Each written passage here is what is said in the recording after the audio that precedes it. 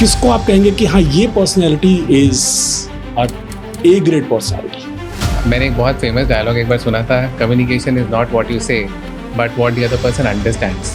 एक इंट्रोवर्ट के लिए कितना मुश्किल है या आसान है करियर में ग्रो करना, स्पेशली कॉर्पोरेट में? आपका सोचते हैं, आपका क्या विचार इस बारे में? This was shocking. I share one secret with you. हाँ, उन्हें अपने कम्युनिकेशन को इम्प्रूव करने के लिए क्या क्या करना चाहिए और कैसे वो इम्प्रूव कर सकते? What is your method of handling setbacks? वो कौन से 3 एटीट्यूड एक इंडिविजुअल के पास होने चाहिए जिससे कि सफलता जल्दी मिले? So in this world full of distractions, how to stay focused? मैं एक चीज का बहुत बड़ा फैन हूँ जिसने मेरी लाइफ को बदल के रख दिया। 2 तरह के पेन है। पेन एक है पश्चाताप का और दूसरा पेन है अनुशासन का।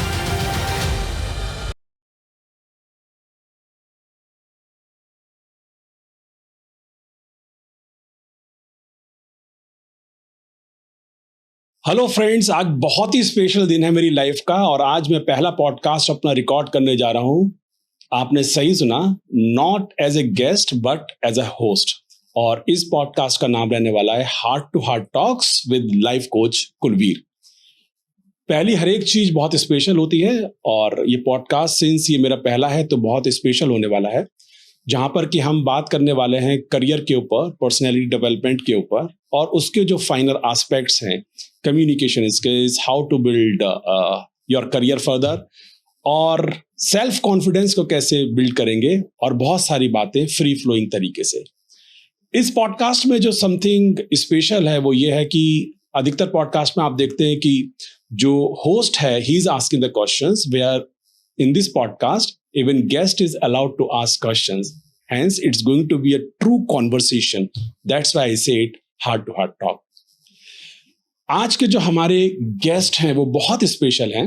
उनके बारे में संक्षेप में अगर मैं आपको बताऊं, he did his BTech from NIT Kurukshetra और उसके बाद IIM इंदौर से उन्होंने अपना MBA किया। उसके बाद he started his own venture. As of today, he is running his real estate agency there in Chandigarh and Mohali और उसके साथ अपनी एक ये ट्रेनिंग एंड डेवलपमेंट की फर्म भी चलाते हैं और बहुत ही फेमस पर्सनैलिटी हैं अपनी फील्ड के अंदर। इनके क्लाइंट्स बड़े बड़े MNCs और इंडियन कॉर्पोरेट हाउसेस हैं। मुझे इनको जब मैंने सोचा कि मैं अपने पहले पॉडकास्ट में किसको बुलाऊंगा, तो सबसे पहला नाम मेरे दिमाग में जो आया वो आया विकास बंसल जी का। विकास जी, स्वागत है आपका पहले शो में। Thank you Guruji, thank you. या नहीं, अच्छा है तो। और आपका पैशन हमेशा मेरे को बहुत अट्रैक्ट करता रहा है, मतलब जिस तरह से आप लाइवली रहते हैं, जिस तरह से मैं आपको जानता रहा हूँ कुछ सालों से। So it's always a pleasure to be with you. कुछ आज बात करेंगे, जैसे आपने ऑडियंस को बताया, आज हम ना कोई स्क्रिप्ट बनाकर नहीं आया ज्यादा, तो कुछ माइंड में चीजें हैं, उनके माइंड में है, मेरे कुछ माइंड में चीजें हैं, तो ऐसी बात करेंगे, ऐसी बिना स्क्रिप्ट के आज बात करेंगे आपसे, फ्री फ्लोइंग कुछ बातचीत करेंगे। फैंटास्टिक, स्वागत है आपका विकास जी। मेरा जो हमेशा प्रयास रहा, जैसे मैं कई बार शेयर भी कर चुका हूं, कि 2003 में मैंने अपना मिशन स्टेटमेंट लिखा और वो मिशन स्टेटमेंट था touching more than 1 million lives positively through teaching, speaking, training, writing and by being good with others. So इस यात्रा में जब मैं मिलता हूं आप जैसे लोगों से जिन्होंने अपने जीवन को बहुत बेहतर बनाया और दूसरों को जीवन को बेहतर बनाने में आज लगे भी हुए हैं, सो हमेशा से मेरा मन करता था कि कुछ रिकॉर्ड किया जाए, कुछ बातें की जाएं ताकि ऑडियंस जो हमको देख रही है उनका भला हो।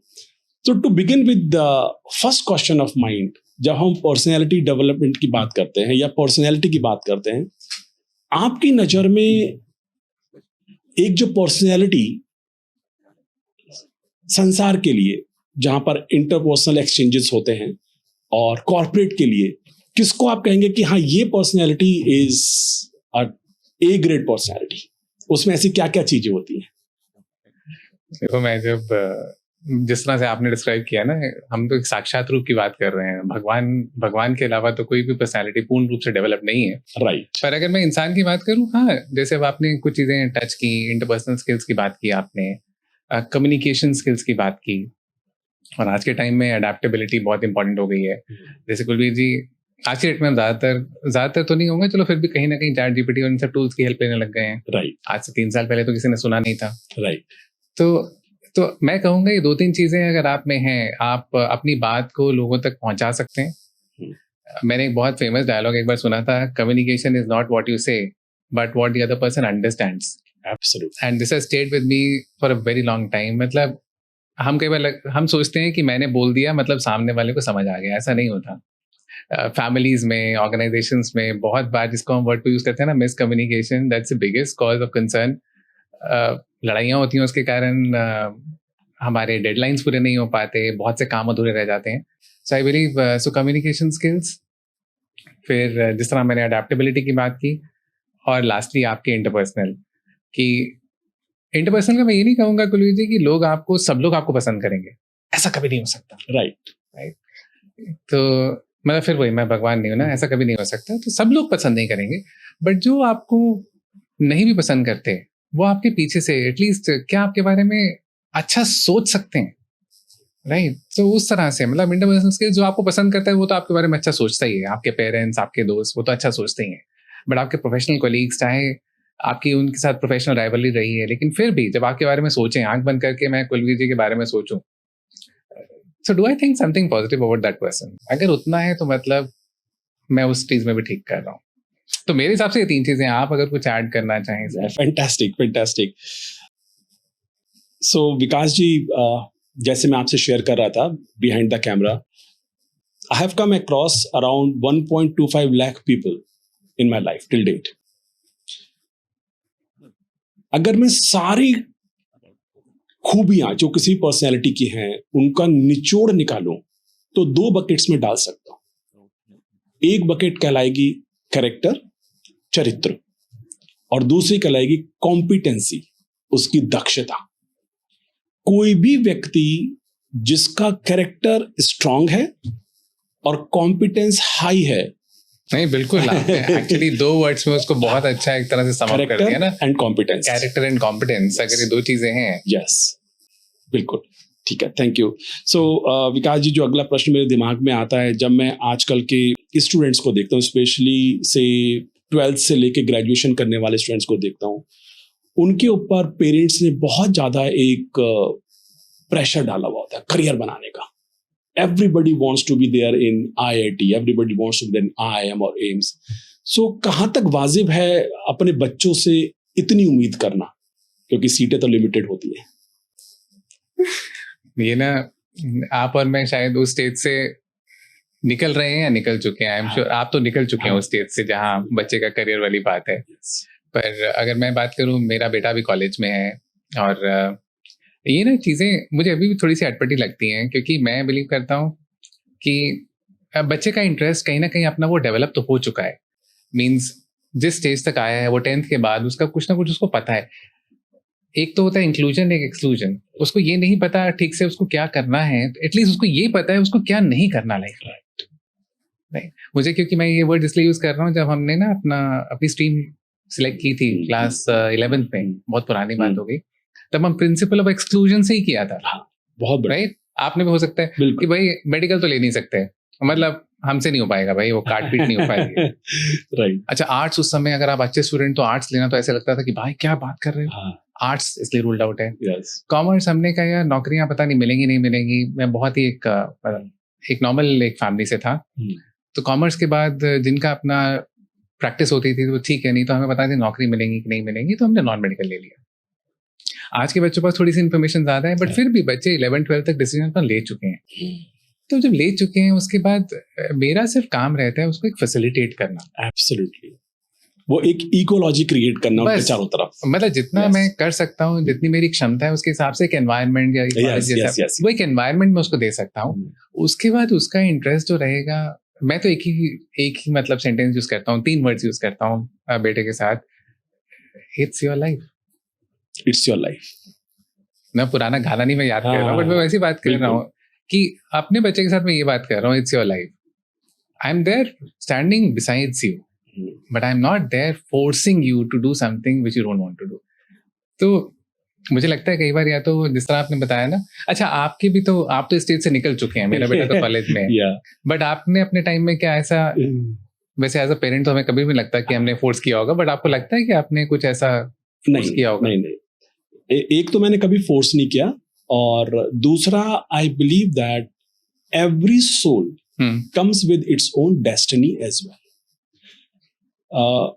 मैं बहुत मेहनत करता हूँ, कर्म में मेरा बहुत विश्वास है, लेकिन जब मैं करता हूँ कर्म तो मैं कहता हूँ कि आई एम द डूअर, और उसका फल आता है तो ऐसे कि यू आर द गिवर, और जो मेरे हाथ में आता है मैं उसका धन्यवाद देता हूँ। हर एक बच्चा अपनी एक डेस्टिनी के साथ आया, और मेरा मानना एज ए पेरेंट्स हमें बहुत फोर्स नहीं करना चाहिए, गाइड करना चाहिए, और वही मैंने अपने बेटे के साथ किया। मैंने उसको बिल्कुल फोर्स नहीं किया, जो उसकी इच्छा वो करे, और बाद में वो फील्ड ऑफ क्रिएटिविटी में गया। टू द एक्सटेंट लाइक जहाँ तक सपोर्ट करने का सवाल है, जब मेरा बेटा लगभग 2.5-3 साल का था और हम किराए के मकान पे थे, तो वो क्रेयॉन से दीवार पे उसने कुछ बनाया, तो मेरी वाइफ ने उसे डांटा कि दीवार गंदी हो गई है। सो मैं सीधा मकान मालिक के पास गया, मैंने कहा साहब बच्चा बड़ा हो रहा है, दीवारें गंदी करेगा, आई अश्योर कि जाने से पहले मैं जैसे पहला घर था उससे अच्छा छोड़ के जाऊंगा। और मेरे बेटे ने सब जगह झोपड़ियां बना दी, पहाड़ बना दिया, and today he's in the field of creativity only, though he took commerce since 12th, but we never forced him। और फोर्स करके भी कोई फायदा नहीं है। आप देखिए कोटा का एग्जाम्पल देखिए, आंखों में आंसू आ जाते हैं जब उन बच्चों के बारे में सोचते हैं कि जिसने ये टफ डिसीजन लिया होगा कि मुझे जीवन का अंत करना है। मतलब आपका बेटा अच्छा ही कर रहा है, बाहर है। हाँ बिल्कुल अच्छा कर रहा है, और ज्यादा फोर्स नहीं, आपने बिल्कुल करेक्ट दे ही दिया कि गाइड करो, एनवायरनमेंट क्रिएट करो, रेस्ट इज हिज डेस्टिनी और हर डेस्टिनी। जैसे आपने कहा, तो मेरा इंजीनियरिंग साइंस बैकग्राउंड है, मेरी वाइफ का भी साइंस बैकग्राउंड है, बेटा कॉमर्स में, और मेरी बेटी उसने अभी 12th क्लास कंप्लीट की है, वो भी नॉन साइंस। सो husband wife science, both kids non science, तो आप समझ सकते हैं फोर्स करने का कहीं रीजन रहा ही नहीं। Great. As a student, like when you were doing your graduation, आप बहुत कॉन्फिडेंट, आउटगोइंग, एक्सट्रोवर्ट काइंड थे, या आपके अंदर भी कोई सोल सर्चिंग चल रही थी, सेल्फ डाउट रहते थे? What kind of personality you were when you were doing your graduation? देखो, हम तो ना वैसे ही कुलवीर जी बहुत छोटे से शहर से आए थे, राइट। मेरी जो स्कूलिंग है वो पहले मेरी प्राइमरी स्कूलिंग एक टाउन है राजपुरा, ज्यादातर लोग जानते भी नहीं होंगे राजपुरा को, जो नॉर्थ से नहीं है, नॉर्थ से हैं भी तो राजपुरा टाउन जानते भी नहीं होंगे। फिर उसके बाद मेरा मिडिल स्कूल और हायर स्कूल वो मेरा सब अम्बाला से है, अम्बाला कैंट। अम्बाला को आप जानते होंगे, लेकिन फिर भी बहुत छोटे टाउन। तो मैं ये नहीं कहूंगा कि हम एकदम फन्ने खां टाइप थे कि भाई हम एकदम चढ़ गए स्टेज पर और दुनिया हमें सुन रही है, ऐसा नहीं कहूंगा, ऐसा कोई कॉन्फिडेंस था। पर हाँ, मुझे शुरू से शौक था, मुझे एक्स्ट्रा करिकुलर एक्टिविटीज का, डिबेट्स, डिक्लेमेशंस, वो सब चीजें स्कूल में मुझे पसंद थी।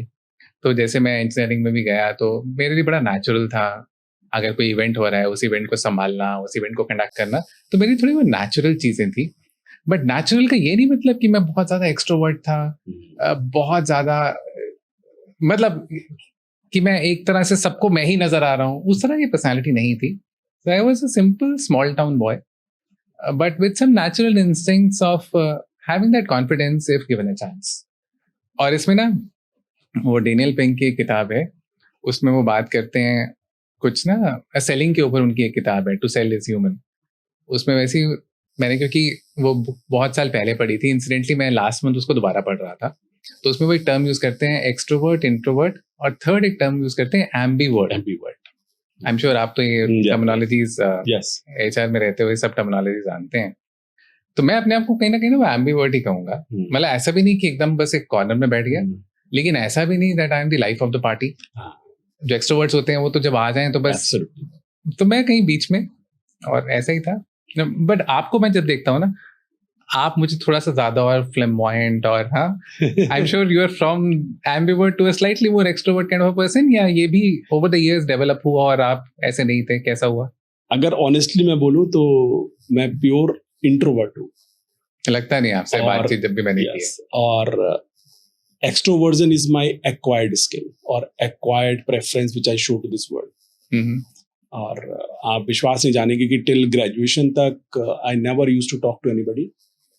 मेरे 3 ही काम थे, क्रिकेट खेलना, और उसमें भी मैच खत्म मैं घर पे, पढ़ाई करना, और पढ़ाई के बाद जो फिजिक्स केमिस्ट्री मैथ्स के बाद समय लाइब्रेरी में जाना, और कुछ नहीं करना। और जब मैंने जॉब शुरू की तो मुझे लगा कि I have to adjust in this new society, new sociology. तो मुझे अपने आप को फोर्स करना पड़ा, and I forced knowingly And I am very much aware extroversion is my acquired skill. Otherwise, I'm introvert. I'm at peace at home. मैं आज भी कई घंटे बहुत आराम से पढ़ सकता हूँ, बैठता हूँ, मुझे कोई बेचैनी नहीं होती, कोई बोर्डम नहीं होती अकेले बैठने में. And I draw my energy from silence. लगता नहीं है. लगता नहीं है. जैसे आपने कहा ना, that's your acquired trait. Yes, आपने बार-बार वर्ड यूज किया. तो अब अगर मैं आपको प्रोफेशनली जैसे मिलता रहा, इतना टाइम हम लोग मिले, कभी ऐसा तो वो हाँ, क्योंकि आपके लिए वो एक्वायर्ड रहा होगा, लेकिन मेरे लिए हमेशा लगा कि आप मतलब आपसे मिलके जैसे अच्छा लगता है, pretty easy to talk to, आप अच्छे एनर्जेटिक रहते हैं, तो हमेशा ना वो सामने वाले को वो आपको एज ए एक्सट्रोवर्ट ही देखते हैं वो. Thank you. एक इंट्रोवर्ट के लिए कितना मुश्किल है या आसान है करियर में ग्रो करना, स्पेशली कॉर्पोरेट में? आप क्या सोचते हैं, आपका क्या विचार इस बारे में? ये ना अगेन, क्योंकि मैंने अभी जिक्र किया, मैंने वो बुक में दोबारा पढ़ी है अभी, to sell is human. It's a beautiful book by Daniel Pink.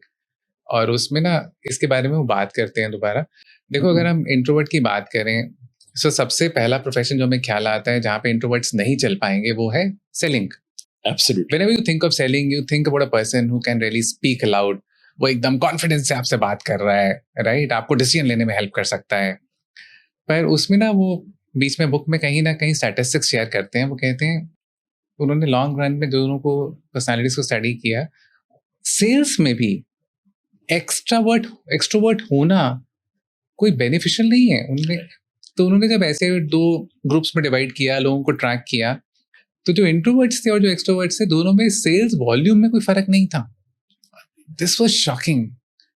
और ये जब इतना एक रेप्यूटेड आदमी बोल रहा है और वो डेटा के साथ बोल रहा है, तो फिर मैं अपने परसेप्शन से तो उसमें क्या बताऊंगा? You have hard-coded data available which says that introverts are even good at selling. अगर introverts अच्छी selling कर सकते हैं, तो कुलवीर जी फिर तो introvert कहीं पर भी अच्छा कर सकते हैं. Absolutely. So I share with you the premises of this question. काफी लोगों को कोच करता रहा और करता हूँ, और जनरली जो इंट्रोवर्ट होते हैं, दे शेयर विद मी कि चूंकि मैं इंट्रोवर्ट हूँ, इसलिए मैं सेल्फ पब्लिसिटी नहीं कर पाता हूँ, मीटिंग्स में अपने पॉइंट्स को फोर्सफुली नहीं रख पाता हूँ, इसलिए मैं करियर में ग्रो नहीं कर रहा हूँ. उन्होंने अपना एक परसेप्शन बना रखा है या डिफेंस मैकेनिज्म बना रखा है. सो वहां पर मैं उनका ये मैकेनिज्म तोड़ता हूँ और उनसे एक ही बात करता हूँ कि लाइक किसी भी प्रकार की ग्रोथ आपकी वैल्यू एड से आती है. If being introvert you can add value on the table, nobody can stop you. या तो आप सेम ऑर्गेनाइजेशन में ग्रो करोगे, नहीं तो other places are waiting for you. Have that confidence. एक बट आपकी टीम में जैसे सपोज अब आप तो लार्ज टीम्स हैंडल करते रहे और आपका भी रोल ऐसा रहा है कि आपको ऑर्गेनाइजेशन में लोगों का ख्याल भी रखना होता है, राइट? तो अब लेकिन आपको ऐसा कभी लिमिटेशन नहीं लगी कि आपके पास अगर ज्यादा इंट्रोवर्ट्स होंगे टीम में तो वो थोड़ा हेजिटेट करेंगे लोगों को रीच आउट करने में? Will that not be a drawback for you as a person who is managing a team of HR professionals? I share one secret with you. Introverts are the greatest extroverts if they feel that we have the psychological safety. Psychological safety. अगर कोई भी team leader introverts को यह एहसास करा दे कि जो आप बोलेंगे उसको ध्यान से सुना जाएगा, nobody is going to mock at you. Okay. You are respected and valued. Okay. ये 3-4 एलिमेंट्स हैं जिससे कि साइकोलॉजिकल सेफ्टी का एनवायरनमेंट अपनी टीम के अराउंड क्रिएट करते हैं. वो इंट्रोवर्ट है, वो सबसे ज्यादा आपसे बातें करेगा. They are looking for at deeper in their soul, they are looking for that psychological safety. कोई भी इंट्रोवर्ट क्यों है? क्योंकि कहीं ना कहीं उसके सबकॉन्शियस ब्रेन में कोई हर्ट की फीलिंग बैठी होती है. जब उन्होंने एक्सट्रोवर्जन ट्राई किया हुआ, लाइक जैसे सिगमंड फ्राइड कहते हैं, चाइल्डहुड में बैठी होती है. तो जहां उसको साइकोलॉजिकल सेफ्टी दिखाई देगी वो सबसे ज्यादा बोलने वाला बन जाएगा. So I always try to create that kind of environment. और जब आप टीम बिल्ड करते हैं तो आप टीम को एक प्रॉपर बैलेंस के साथ बिल्ड करते हैं कि जहां पर कुछ लोग कोऑर्डिनेटर का काम कर रहे हैं, कुछ लोग प्लानर का काम कर रहे हैं, कुछ थिंकर का काम कर रहे हैं, कुछ एक्सट्रोवर्ट्स हैं, कुछ इंट्रोवर्ट्स हैं. सो अच्छा लीडर वो है कि जिस प्रकार की भी उसको टीम मिली है, स्ट्रेंथ को कैसे लेवरेज करेगा. Right. And this is leading to the next question for you. क्या बेहतर है, अपनी स्ट्रेंथ्स के ऊपर खेलना या अपनी वीकनेसेस को दूर करते रहने के लिए काम करना? और इससे पहले बहुत सारे स्टूडेंट्स मेरे से पूछते हैं जो स्पेशली 11th 12th वगैरह में है कि हम अपनी स्ट्रेंथ्स पहचाने कैसे, तो हाउ टू रिकॉग्नाइज स्ट्रेंथ्स? वैसे नहीं, इस क्वेश्चन का तो आंसर आप ज्यादा बेहतर दे सकते हैं। फिर भी कुछ आता है दिमाग में कि कैसे कोई भी व्यक्ति, मतलब और स्पेशली मैं बच्चों की बात करूं जो 11th 12th में ग्रेजुएशन भी कर रहे हैं, उन्हें बहुत सारी चीजें अट्रैक्ट करने लगती हैं। आज उनका पैशन यहाँ है, कल उनका पैशन वहाँ है, सुबह यहाँ शाम वहाँ। सो कैसे रिकॉग्नाइज करें कि भाई मेरी स्ट्रेंथ्स क्या है?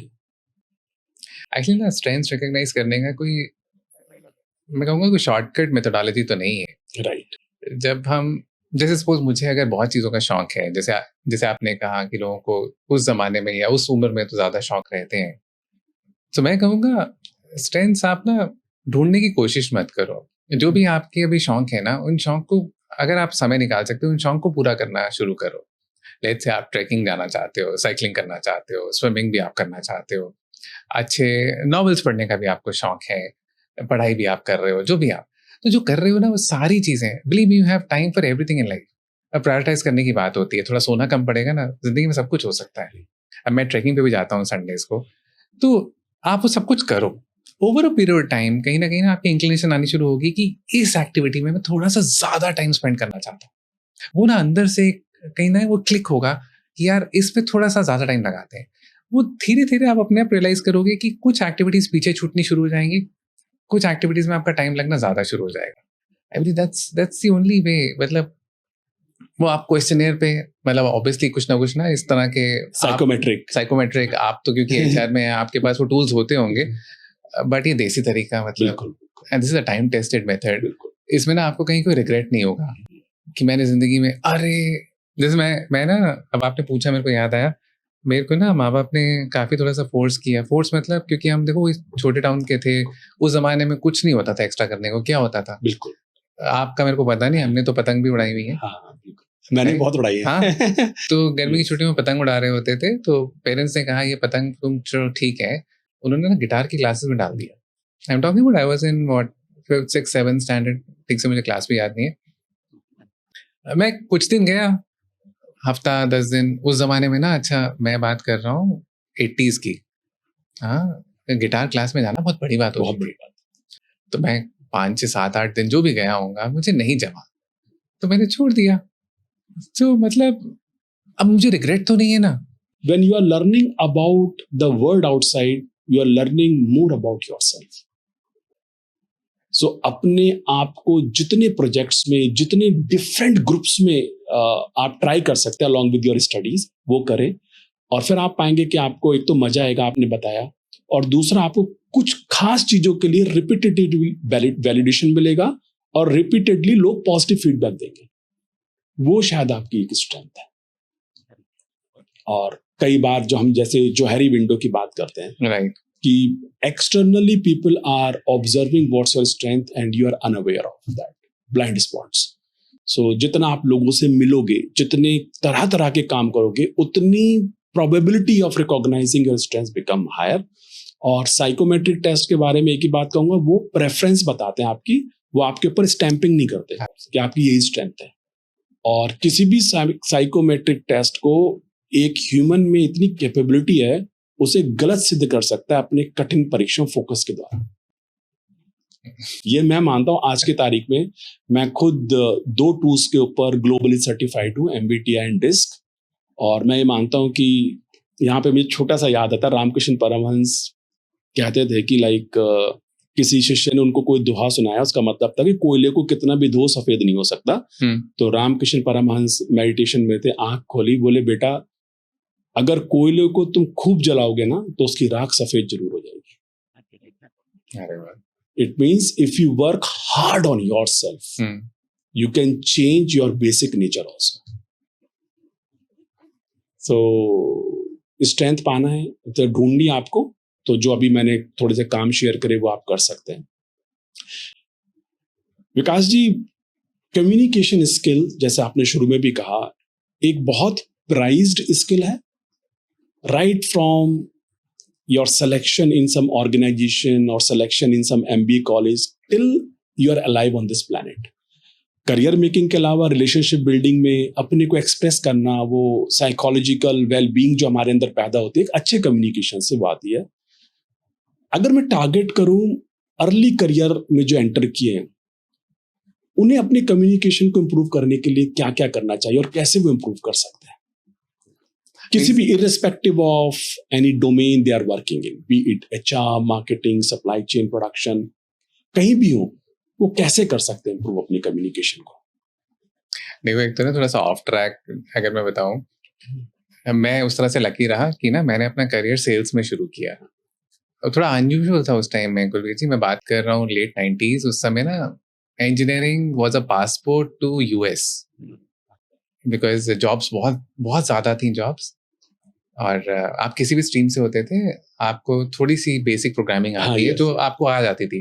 हम ठीक कॉलेज में पढ़े थे, इतनी तो आती थी, तो आप चाहते तो कोई भी कंपनी पिक कर लेती थी आपको और आप यूएस जा सकते थे। बट चलो, हमने सेल्स चूज किया। हम लोग 2 ही लोग थे अपने बैच में जो सेल्स में गए। तो अब मैं कहूँगा कुछ तो देखो पहले इंक्लिनेशन था, और मैं इसलिए इस पॉइंट को रीइंफोर्स करना चाह रहा हूँ। मैं अभी भी कुछ गेस्ट सेशंस भी लेता हूँ, जैसे एमडीआई में लेता हूँ, 1-2 और कॉलेजेस में लेता हूँ। ग्रेट। तो वहाँ पर मैं हमेशा बच्चों को कहता हूँ कि अगर जिंदगी में कुछ एक्स्ट्रा कुछ आपको लगता है आप करना चाहते हो ना, तो थोड़ा टाइम सेल्स में जरूर काम करो। It will help polish you as a person, and more importantly, coming down to your question, it will help improve your communication skills, because you have no option but to improve your self. जब आप customer के सामने आके बैठोगे ना, अगर आप ठीक से बात ही नहीं कर पाओगे तो आपको खुद बुरा लगेगा वापस आकर। एक तो और बात है कि आप टारगेट से बुरा कर पा रहे हैं, बॉस की झाड़ पड़ रही है, देखो वो सब चीजें तो अलग है, राइट। बट आपको एक अपने अंदर एक एम्बैरेसमेंट होती है कि यार आज मैं उनसे मिला, मेरे पास वो बोलने के लिए 2 मिनट की विंडो थी, मेरे से ना 10 सेकंड बोला नहीं क्या, उसके बाद मैं दाएं बाएं मतलब देख रहा था। You yourself start feeling that embarrassment, and you know that's the spark. वो ही एक embarrassment है जो आपको improve कराती है।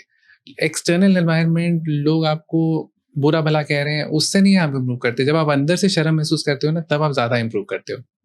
तो एक तो ये थोड़ा सा ऑफ ट्रैक हुआ, बिल्कुल कि अगर आपको कुछ improve करना है अपने अर्ली करियर में, अगर आपको चांस है कि आप सेल्स में काम कर सकते हो कि नहीं। अदरवाइज तो देखो, आज के डेट में जितने टूल्स आ गए हैं, मुझे याद है, अब अगर कोई बहुत यंगस्टर सुन रहे हैं उनको पता भी नहीं होगा, एक ना टेप रिकॉर्डर नाम की चीज होती थी। हाँ कुलवीर जी, हमारे पास तो वही था, सोनी का वॉकमैन जो भी। हाँ नहीं, मेरे पास तो थोड़ा सा बड़ा वाला था। हाँ, क्योंकि सोनी वॉकमैन में ना बैटरीज बड़ी जल्दी खत्म होती थी, तो आपको ये भी नहीं पता होगा, बैटरी के खर्चा बहुत ज्यादा होता है। तो हमारे पास तो वो तार वाला था जो बिजली की सॉकेट में लगता था। तो हम ना, हमारे पास और कोई ऑप्शन नहीं थी, हम उसमें अपनी आवाज को रिकॉर्ड करते थे। आपने भी किया होगा, आई एम श्योर। बिल्कुल।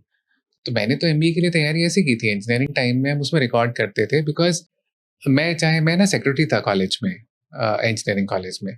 आप सेक्रेटरी होने के कारण आप सब इवेंट्स खुद ऑर्गेनाइज कर रहे हो, यू दी होस्ट, वो सब चीजें, बट आपको भी कहीं ना कहीं इंप्रूवमेंट की जरूरत है। बिल्कुल। तब हमारे पास ये मोबाइल फोन्स कुछ नहीं था। बिल्कुल बिल्कुल। तो मैं अपनी आवाज रिकॉर्ड करता था और खुद सुनता था। तो मैं ना सिंपल, क्योंकि मैं इस तरह की वर्कशॉप्स भी करता रहा हूँ कॉर्पोरेट्स के लिए, तो कुलवीर जी मैं सिंपल कहता हूँ, pick up your mobile phone, simple अपना मोबाइल फोन उठाओ, और अब तो सब कुछ अवेलेबल है, बट ना इसमें ना वीडियो मत रिकॉर्ड करो, रिकॉर्ड इन ऑडियो, और अपना ऑडियो रिकॉर्ड करो और सुनो, ऑडियो रिकॉर्ड करो और सुनो। Believe me, you start improving yourself. Audio ठीक हो जाए तो उसके बाद फिर वीडियो रिकॉर्ड करना शुरू करो। पहले अपनी आवाज ठीक करनी जरूरी है, आवाज ठीक होगी फिर एक्सप्रेशंस पे आना चाहिए, दोनों चीजें इकट्ठी नहीं हो सकती।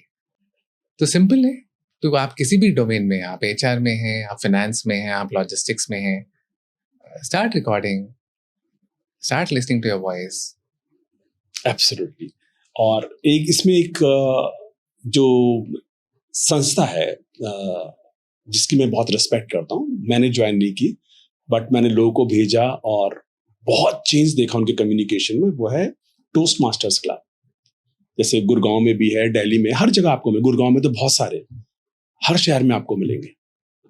सो अगर आपको कम्युनिकेशन इंप्रूव करना है, और कम्युनिकेशन के साथ में पर्सनैलिटी डेवलपमेंट भी एज अ बाय प्रोडक्ट होती है, तो टोस्ट मास्टर्स क्लब कोई भी ज्वाइन कर सकता है, उसकी कोई फीस नहीं होती।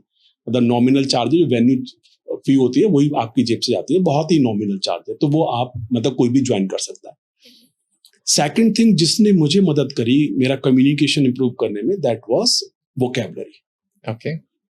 अगर आपके पास अच्छा शब्दकोश है और डिफरेंट डिफरेंट फील्ड्स के आपके पास वर्ड्स हैं, और हर फील्ड के कुछ कीवर्ड्स हैं, है ना, फूड से रिलेटेड कुछ कीवर्ड्स हैं, एस्थेटिक्स से रिलेटेड कुछ कीवर्ड्स हैं, राइट, ड्रेसिंग से रिलेटेड कुछ कीवर्ड्स हैं, पॉलिटिक्स से लेके कुछ कीवर्ड्स हैं, फिल्म से लेके कुछ कीवर्ड्स हैं, ऐसे कुछ तो 2-3 हजार शब्द अगर आप समझ जाएं अच्छे से, सो अगर आपकी वोकैबुलरी अच्छी है तो आपको एक कॉन्फिडेंस आता है। और सारे शब्द आप एक साथ यूज नहीं कर पाएंगे। आज भी बहुत सारे शब्द है जो पहली बार यूज करता हूं, जो आज से मैंने 25 साल पहले सीखे थे।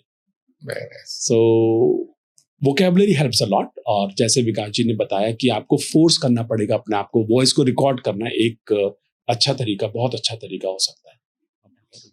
नहीं, आपने नॉर्मन लुइस की बात की, मुझे भी अपना इंजीनियरिंग का टाइम याद आया हमारे, क्योंकि इंजीनियरिंग में भी ना English was a subject, I believe English नहीं था या तो स्पोकन लैंग्वेज रहा होगा कुछ। हाँ, बिल्कुल बिल्कुल। तो वो लाल रंग की वो किताब होती थी नॉर्मन लुइस, वेरी वॉल्यूमिनस, बहुत हाँ, बट लाल रंग की किताब थी। अभी गोयल पब्लिकेशन। यस, मतलब ये सब हमारे जमाने की बातें हो रही हैं। हाँ, बिल्कुल बिल्कुल। सो अभी तक हमने बात कर ली कम्युनिकेशन की और वगैरह। एक चीज जो मैं ऑब्जर्व करता हूँ आजकल, स्पेशली यंगस्टर्स में, कि कहीं भी उनको सेटबैक लगता है तो बहुत जल्दी डिप्रेशन में चले जाते हैं या उदास हो जाते हैं। What is your method of handling setbacks, और क्या एडवाइस आपकी यंग लोगों के लिए रहेगी कि सेटबैक्स को कैसे हैंडल करें? वो किसी भी तरह का हो सकता है। ये ना बड़ा मुश्किल है किसी को इस चीज के बारे में एडवाइस देना। देखो, जब दुख होता है ना तो दुख महसूस करना चाहिए। मैं ऐसा नहीं कह रहा कि हम कोई सुपर ह्यूमंस है कि भाई मुझे दुख हो रहा है लेकिन सामने वाली दुनिया को मुझे ऐसे दिखाना है कि मैं बिल्कुल ठीक हूँ, ऐसा नहीं है। ठीक है, तो हर किसी की लाइफ में चैलेंजेस आएंगे, मेरे को भी कुछ ना कुछ मिले हैं। जॉब छोड़ना, उसके बाद अपना बिजनेस स्टार्ट करना, फिर अब मैं एक रियल एस्टेट फर्म भी रन कर रहा हूँ चंडीगढ़ मोहाली में।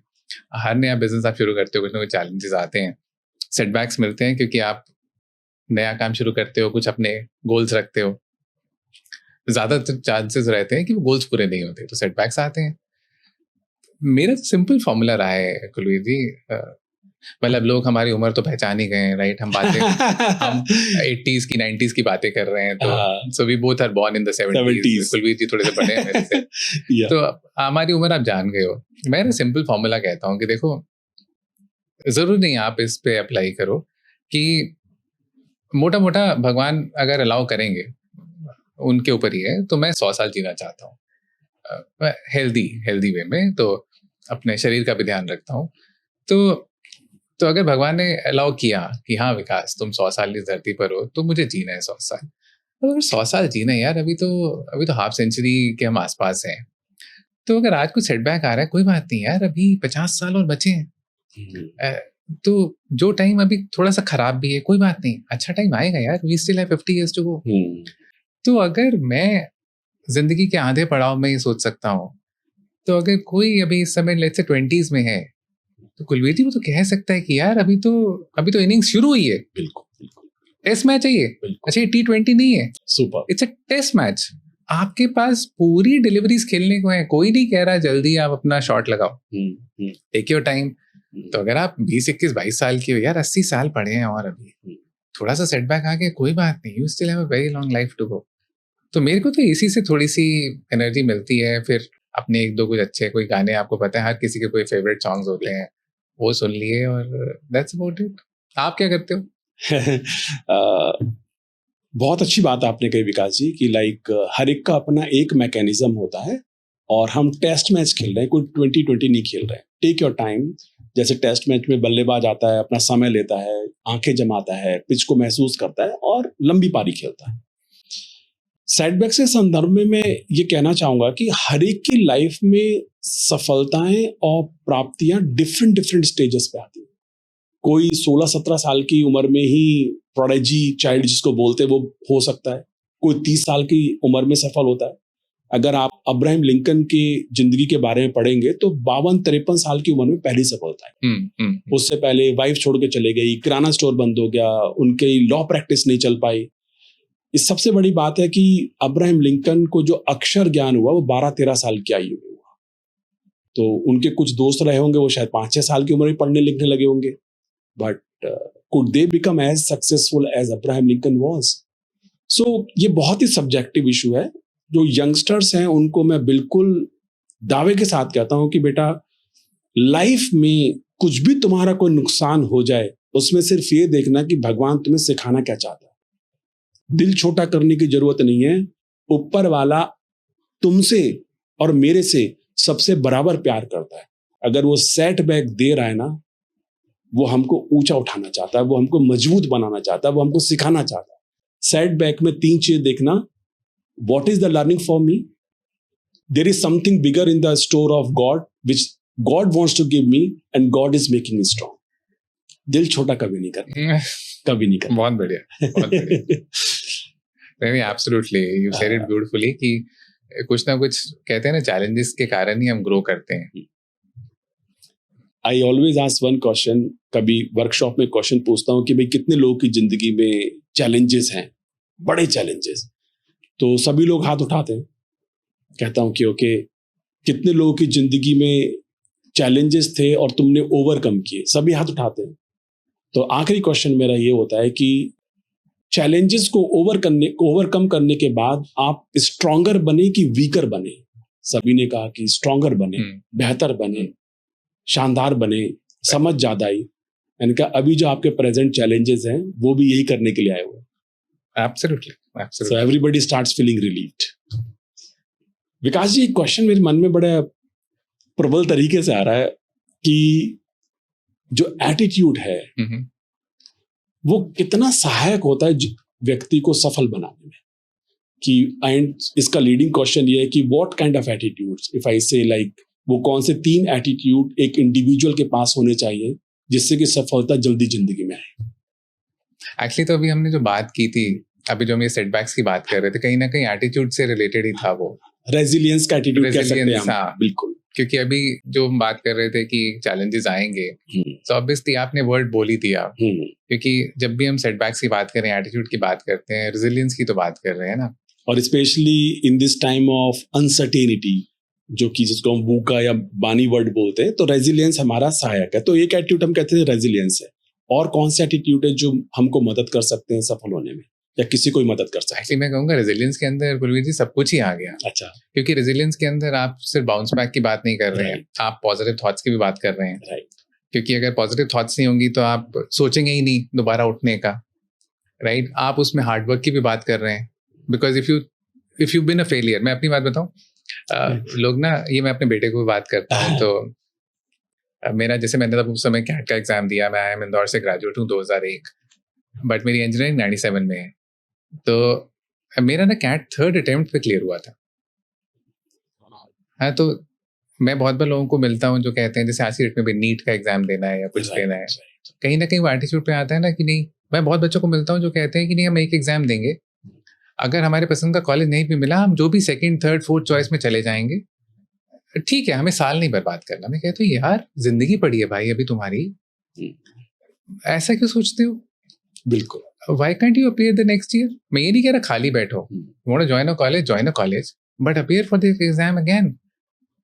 तो इसलिए वो रेजिलियंस, मतलब उसमें सब कुछ ही आ गया ना. आपको दोबारा वो ड्रीम करने की भी वो एक होना चाहिए, पैशन होना चाहिए, दोबारा मैं ड्रीम कर सकूं, हार्डवर्क दोबारा कर सकूं, फेलियर को थोड़ा सा पीछे माइंड के रख के, set aside the failure and then think afresh. So मैं सोच रहा हूँ ये जो हमने बात की रेजिलियंस, जो आपने वर्ड बोला, इसमें रेजिलियंस में ना सब कुछ ही आ गया. इसके बियॉन्ड मेरे को तो लगता नहीं है कुछ बचा. Very true, very true. और कहीं इसमें अगर थोड़ी बहुत गुंजाइश है तो वो एटीट्यूड ऑफ लर्निंग एक है कि अगर किसी के अंदर सीखने की एटीट्यूड है तो वो उसको सफलता के करीब ले जाने में मदद करेगा.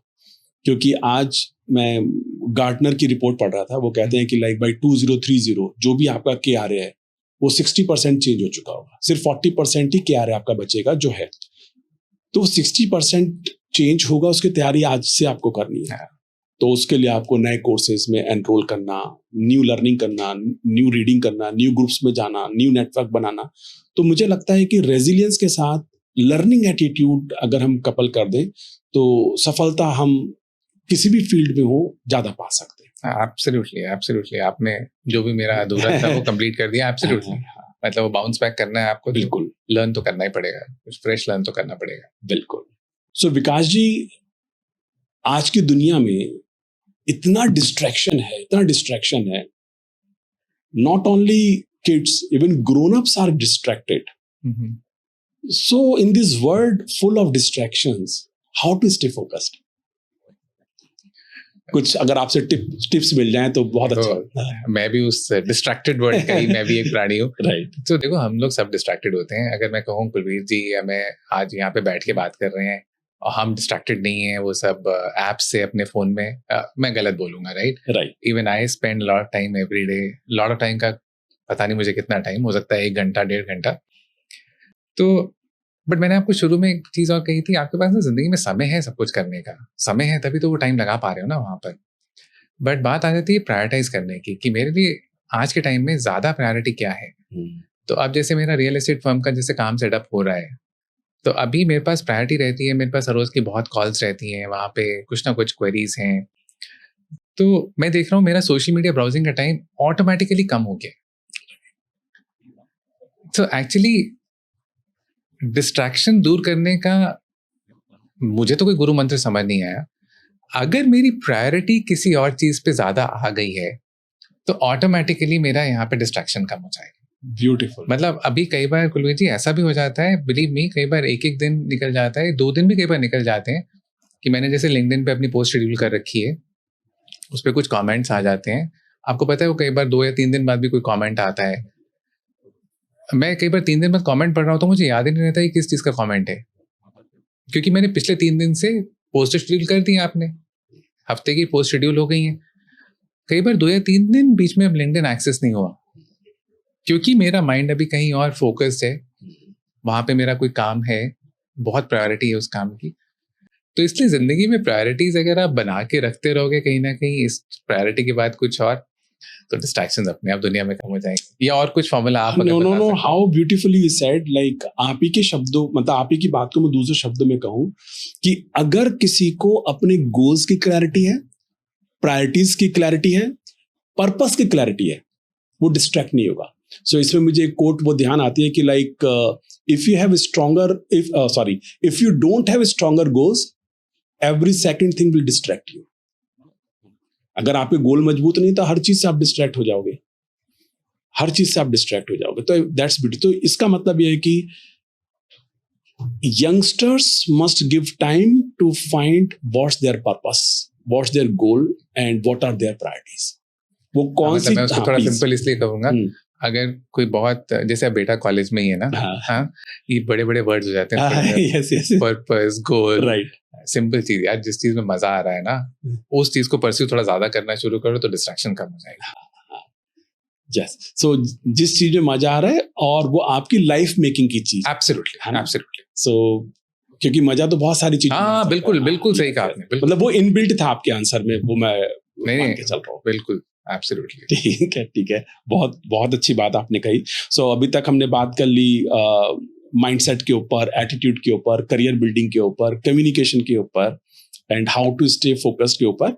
हाउ टू स्टे फोकस्ड में एक चीज जो मुझे बहुत मदद करती है, मैं हर सुबह उठ के, एक तो मेडिटेशन तो है, कि मेडिटेशन आपको पावर देता है अपने आप को एनालाइज करने का, और किस दिशा में मैं जा रहा हूँ वो अवेयरनेस देता है, और एक जगह टिकने की शक्ति देता है। साथ में मैं अपनी टू डू लिस्ट जरूर बनाता हूँ सुबह उठ के, और टू डू लिस्ट में सिर्फ 3 सबसे महत्वपूर्ण काम लिखता हूँ कि आज सोने से पहले 3 चीजें मुझे अचीव करनी है।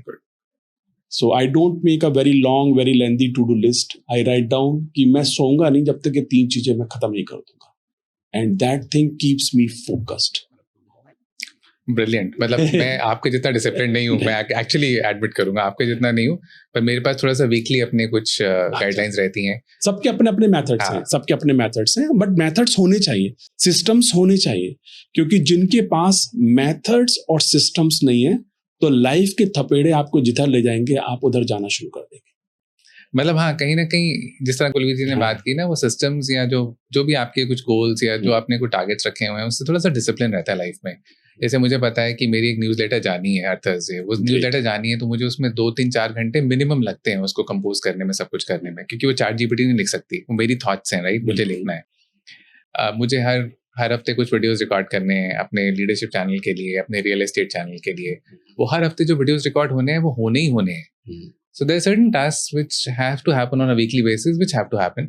आपके जितना डिसिप्लिन हो जाएगा तो मेरी प्रोडक्टिविटी और बढ़ जाएगी, मुझे थोड़ा सा सीखना चाहिए आपसे। Rightly said. तो यहाँ पर मैं विकास जी का जो इंस्टा के ऊपर हैंडल है उसका नाम है विकास बंसल लाइव। मैं रिक्वेस्ट करूंगा कि आप लोग उससे ज्वाइन जरूर करें। और मैंने भी कुछ वीडियोस देखे हैं, लिंक्डइन पर भी आपके वीडियोस मैं देखता हूँ, and they are really inspirational and they are really guiding each one of us. So जाने से पहले एक प्रश्न, 60 सेकंड्स में यंगस्टर्स को अगर आपको कुछ पीसेस ऑफ एडवाइस देनी हो तो आप क्या देना चाहेंगे? अगेन मैं दोबारा से वही चीज, सिंपल एक चीज रिपीट करूंगा, जिंदगी एक टेस्ट मैच की तरह है। जिंदगी T20 नहीं है जो बहुत जल्दी खत्म होने वाला है। एक भगवान ने आपको एक अच्छी लंबी जिंदगी दी है। कुछ भी जो सेटबैक्स आ रहे हैं उसको सिर्फ ये देखना है कि मेरे पास अभी भी इतना टेन्योर बाकी है। Great, right. आप अगर अभी 25 साल के हैं, मैं मान के चल रहा हूँ आप 100 साल जिएंगे, आपके पास 75 साल, you still have 75 years to go. If you're 30, you still have 70 years to go. I still have more than 50 years to go. अगर इतना भगवान ने हमें चांस दिया है कि हम गलतियां करने के बावजूद दोबारा उसको ओवरकम करके दोबारा से एक नया शुरुआत कर सकते हैं, तो फिर प्रॉब्लम किस चीज की है? So you have more time than you think you have. यही कहूँगा। विकास ji, thank you very much.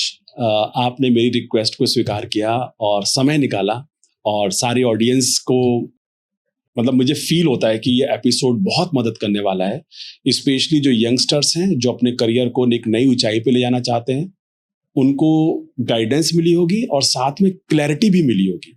अगर ऐसे कुछ प्रश्न अभी भी रह गए, नहीं एक मिनट खत्म करने से पहले आपसे मैं सुनना चाहूंगा। या आप अगर समराइज करना चाहें कि अगेन वो 60 सेकेंड्स जो आपने मेरे को क्वेश्चन कहा, तो 60 सेकेंड्स आपके वो क्या होंगे? आप 60 सेकेंड्स में क्या बोलना चाहेंगे? सो ऑल द यंगस्टर्स, मैं एक चीज का बहुत बड़ा फैन हूँ जिसने मेरी लाइफ को बदल के रख दिया, वो मैं आपसे 60 सेकेंड में शेयर करूंगा। और उसके बाद ये सिस्टम मैंने अनेकों लोगों से शेयर किया और हजारों लोगों के जीवन में परिवर्तन आया। तो बिल्कुल ध्यान से सुनेंगे। आपको जो चाहिए उसकी आप क्लैरिटी पैदा करें, उसे आप लिखें। लिखने से आपके विचार क्रिस्टलाइज होते हैं, क्लियर होते हैं। एक बारी में आप लिख नहीं पाएंगे, अनेक बार लिखें। एक दिन में लिख नहीं पाएंगे, बहुत समय लगेगा। जैसे मैंने बताया कि 2003 में मैंने अपना मिशन स्टेटमेंट लिखा, उसे लिखने में मुझे 1 महीना लगा, लेकिन वो मेरा लाइट हाउस है। ओके, अपने विचारों में क्लैरिटी लाएं। मुझे क्या चाहिए, जो चाहिए उसके लिए मुझे क्या एक्शंस लेने हैं। और ध्यान रखें, जीवन में सफलता कोई एक बड़ा काम करने से नहीं आती। जब तक कि आप अपनी डेली हैबिट्स को चेंज नहीं कर सकते, या कोई ऐसा काम जो आप रोज करते हैं उसमें परिवर्तन नहीं ला सकते, आप सफल नहीं हो पाएंगे। तो अपना एक सिस्टम बनाएं। सिस्टम का मतलब है कि मैं रोज ये 10 काम करूंगा ही करूंगा। मैंने अपने लिए 21 काम रोज के लिखे हुए हैं, जो स्वास्थ्य, संबंध, money making, spirituality and relationship, इनके अगेंस्ट मेरे आप कह सकते हैं वो लीड मेजर्स हैं। ओके, अगर आप लीड मेजर्स पे यानी कि अपने कर्म पे रोज के जो करने निगाह रखेंगे, फल आपके अनुरूप आएंगे। और अगर आपके अनुरूप फल तब भी नहीं आ रहे हैं तो उसे आप ईश्वर की इच्छा मान के, प्रसाद मान के स्वीकार कर लें।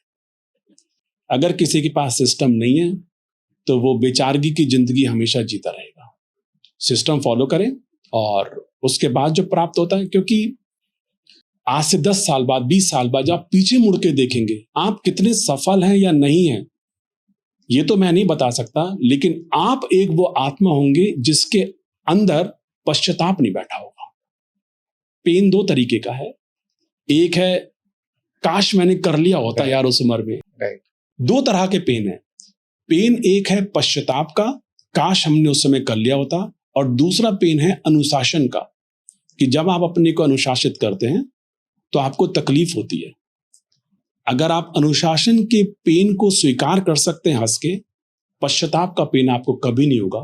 फल कितना बड़ा होगा मुझे उसका एहसास नहीं, लेकिन पश्चाताप नहीं होगा, ये मैं अपने अनुभव से आपसे कह सकता हूं। I repeat, make a system, make the list of those actions which you have to take daily.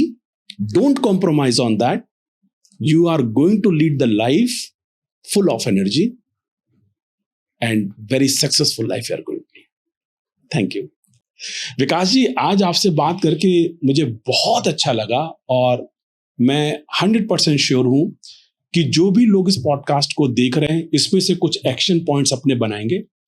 अगर कुछ प्रश्न अब भी अनआंसर्ड रह गए हों, आप कमेंट बॉक्स में लिख सकते हैं। मैं आपको व्यक्तिगत रूप से आश्वासन देता हूं कि मैं और विकास जी उसका जवाब आपको जरूर देंगे।